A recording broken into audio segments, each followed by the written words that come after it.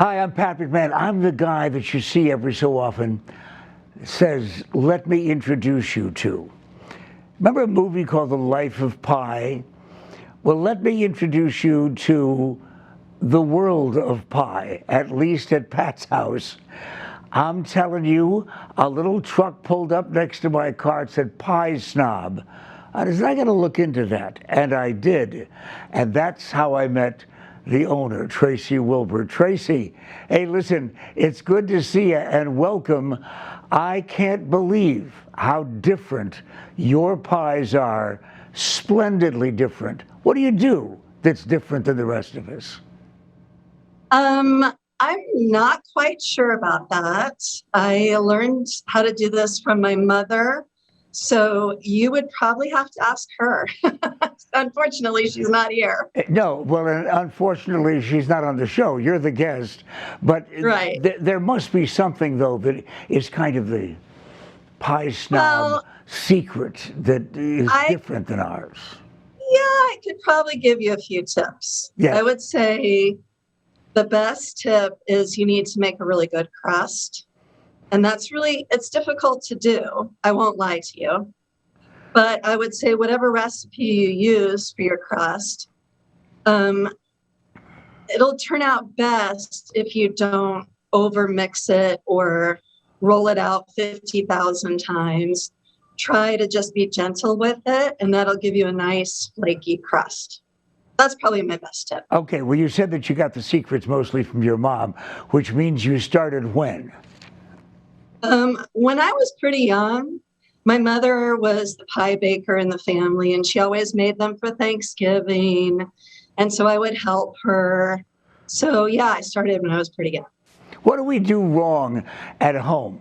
I mean, people may avoid baking pies at home because they're so readily available everywhere, including at your place or places, the Pie Snob. However, when it comes to holidays, a lot of people will take a chance. So finish this sentence. When you're making a pie at home, don't what? Don't stress about how it looks, because I assure you that some of the ugliest pies are some of the best tasting pies. People do get kind of crazy about the aesthetic appearance, don't they? They really do. They want it to look perfect.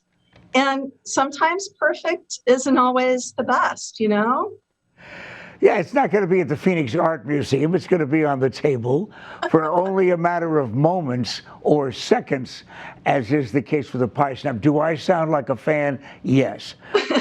Because after I saw the truck, I came home and told my wife, and then we wound up going to the 16th Street location, not far from Bethany, and got a blueberry pie, took it home, and both of us looked at one another, and we're big kind of pie people from our families, and went, what in the world is this? I've never tasted anything like this. You must get that all the time, though, don't you?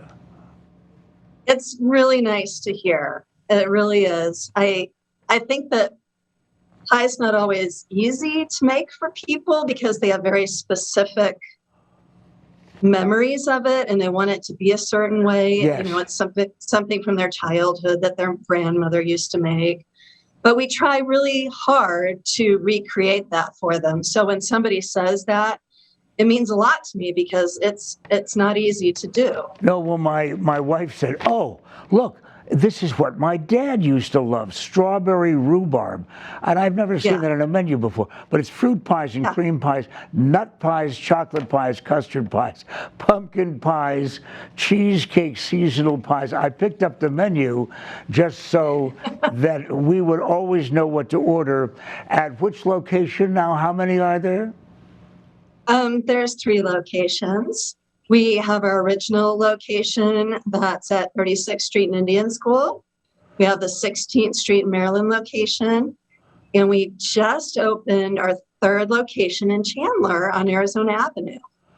Okay, well, I just thought it would be fun to let people know how a professional does pies. Before we leave, though, just a few seconds. You're the owner. You're the pie snob. What's your favorite pie of all of them that you make? One.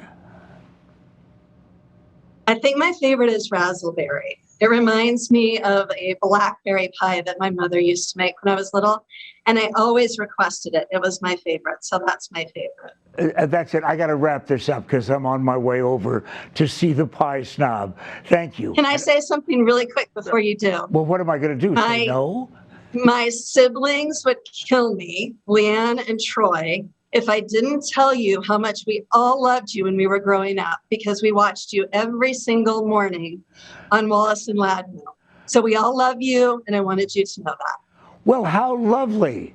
And the only thing better than that would be a piece of pie at the Pie Snob. In the morning. Yes. Thank you, Traci. See you in a couple of minutes or the next time. Bye.